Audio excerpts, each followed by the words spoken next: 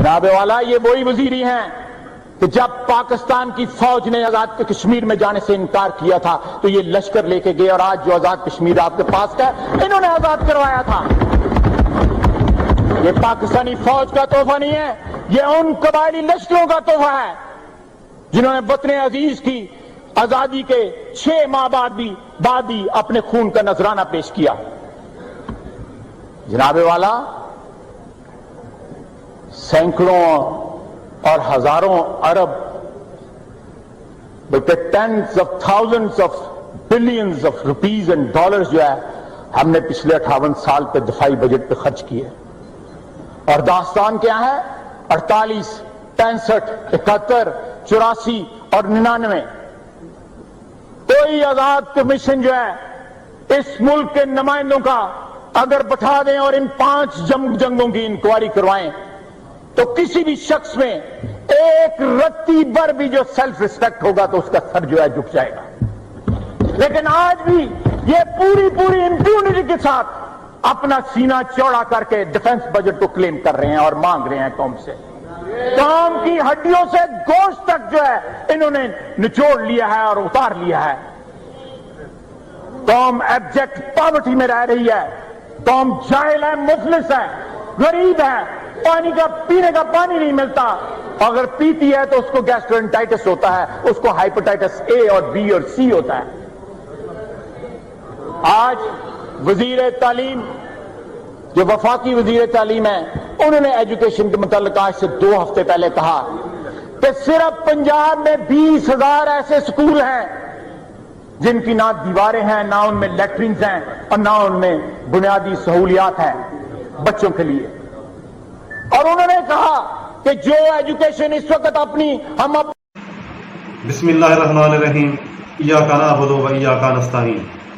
जी नाज़रीन, ये थे ख्वाजा आसिफ साहब, नून लीग के MNA, जो पार्लियामेंट में पाक फौज पर गरज बरस रहे थे। इस बात में तो कोई शक ही नहीं कि मौजूदा कश्मीर जो पाकिस्तान के साथ है इसको कबायलियों ने ही आज़ाद करवाया था। और आपको ये भी तारीख के हवाले से मालूम होगा कि 1948 में जब कायद आज़म मोहम्मद अली जिन्नाह ने पाकिस्तान आर्मी चीफ को हुक्म दिया था कि कश्मीर में फौजें उतारी जाएं तो उन्होंने इनकार कर दिया था। और फिर कबायलियों ने ही आके लश्कर लेकर कश्मीर को आज़ाद करवाया, कश्मीर की जंग लड़ी और कश्मीरी जो इस वक्त आधा कश्मीर पाकिस्तान के पास है कबायलियों ने ही आज़ाद करवाया था। और आधा कश्मीर 70 साल हो गए जो आधा कश्मीर आज तक हिंदुस्तान के पास है, उनको फिर किसी ने भी आज़ाद नहीं करवाया।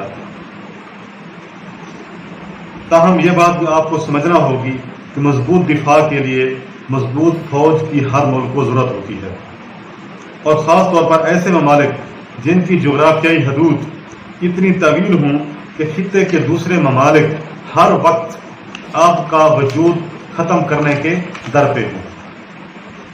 ख्वाजा आसिफ साहब 2018 में जो इलेक्शन हुआ था, इलेक्शन हार चुके थे, लेकिन मौजूदा इलेक्शन कमीशन का RTS सिस्टम, जिसका हमेशा से ये लोग भी जिक्र करते रहते हैं कि PTI RTS सिस्टम के तहत वजूद में आई है और PTI RTS सिस्टम के साथ हुकूमत में आई है, तो इन लोगों को भी ये बात भूल चुकी है कि ख्वाजा आसिफ साहब 2018 का इलेक्शन हारने के बाद इसी मौजूदा इलेक्शन कमीशन के RTS सिस्टम के तहत ही जितवाए गए थे। ये बात आपको इस हवाले से बताना ज़रूरी समझता हूँ कि इनके मुकाबले में उस्मान डार PTI के MNA के उम्मीदवार थे और वो जीत रहे थे इनसे। फिर हस्बे मामूल रात के 12 बजे के बाद नतायज तब्दील करके ख्वाजा आसिफ साहब को जितवाया गया, क्योंकि ख्वाजा आसिफ साहब इदारों के मंजूर नज़र अफराद हैं और ये हमेशा विकेट के दोनों तरफ खेलते हैं। उधर इदारों के खिलाफ बोलते हैं, दबाव में लाते हैं और फिर अपने काम भी करवाते हैं, और इधर इस तरफ ये रात के अंधेरे में जिस तरह नून लीग वालों का तरीका वारदात है, गेट नंबर 4 से मुलाकातें करना और अपने लिए रियायतें लेना, ये इन्हीं का ही वतीरा है। अब ख्वाजा साहब इस वक्त रजीम चेंज ऑपरेशन के बाद इदारों की मिली भगत से हुकूमत में हैं। और ये आपको याद रखना होगा कि ये जो उनकी तकरीर है ये उस वक्त की है जब ख्वाजा साहब और नून लीग अपोजिशन में थे।